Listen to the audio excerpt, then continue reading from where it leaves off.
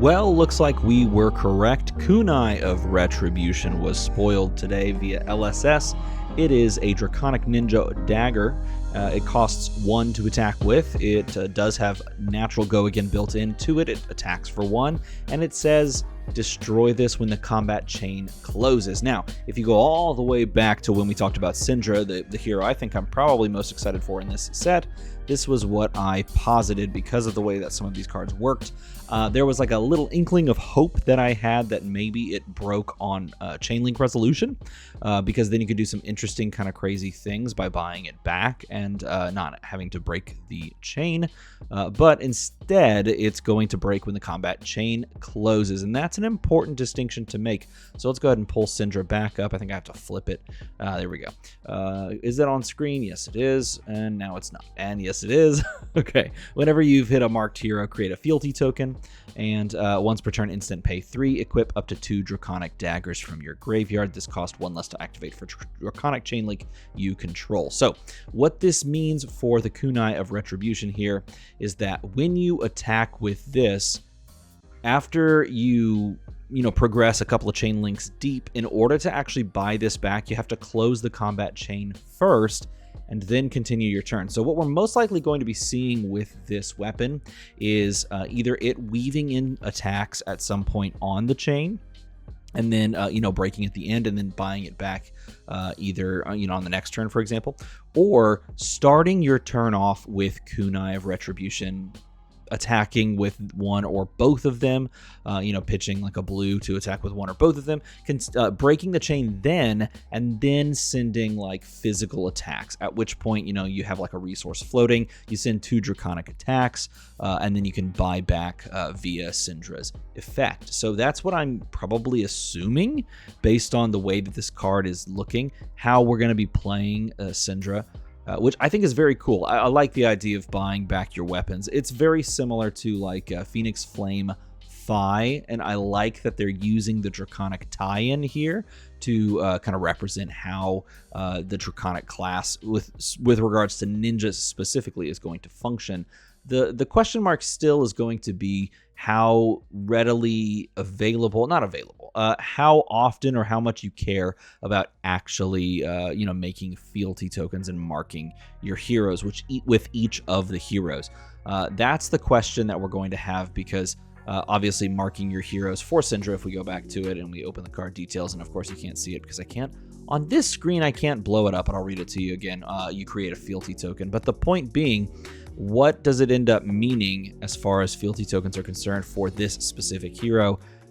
If these types of attacks are good in the deck, like above average, and these look very average, but if they are above average in the deck, specifically like these types of attacks, then you might want the fealty tokens, right? Fealty tokens for her might matter. My current estimation is that fealty tokens are more well positioned for Fang and just Draconic warriors in general, rather than Draconic ninja. But it could be an interesting thing. Obviously, both are going to have fealty token like connectors, things that they want to use them on, and these are the types of cards that you look at it. Obviously, Art of the Dragon Blood is not a Draconic, and it is a Majestic, and it does have a pretty good, solid effect because it takes a Fable and sticks it onto the actual, the text onto the actual card.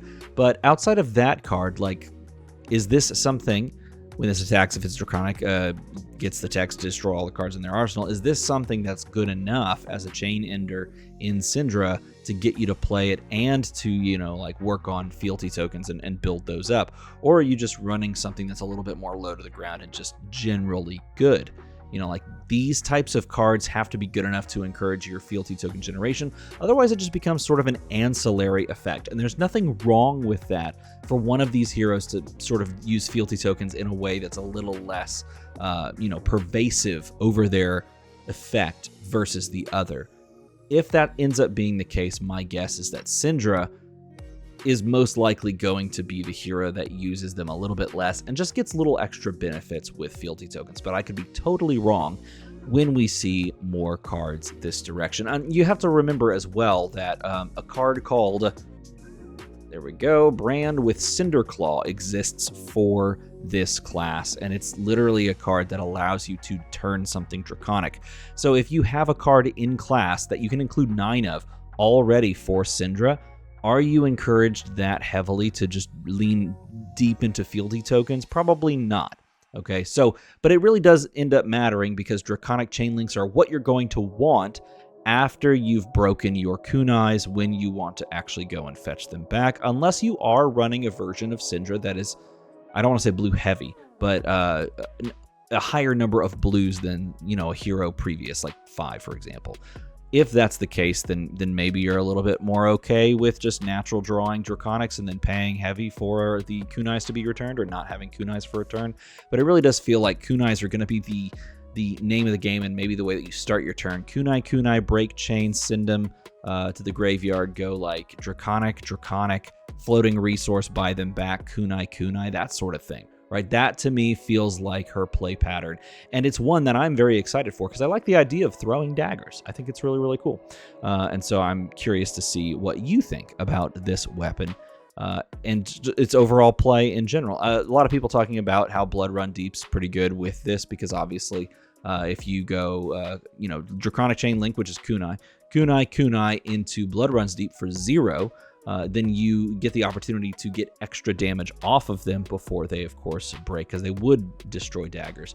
And then you could, after doing this combo, buy them back, right? So Kunai, Blood Runs Deep destroys the kunais.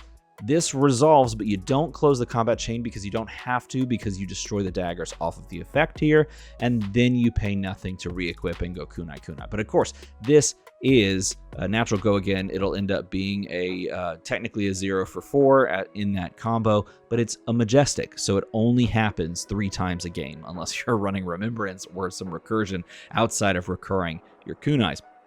So this is a powerful play, and I totally acknowledge that, but keep in mind it's not the way you're going to get your kunais back every single turn. It is going to be a very cool little play. You go Kunai and play it, right?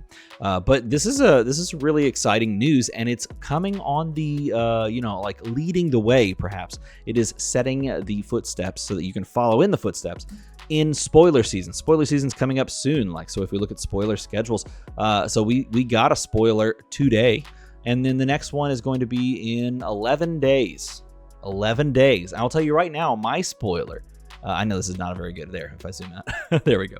My spoiler is also going to be on Wednesday, January 15th, and I could use your help with that spoiler.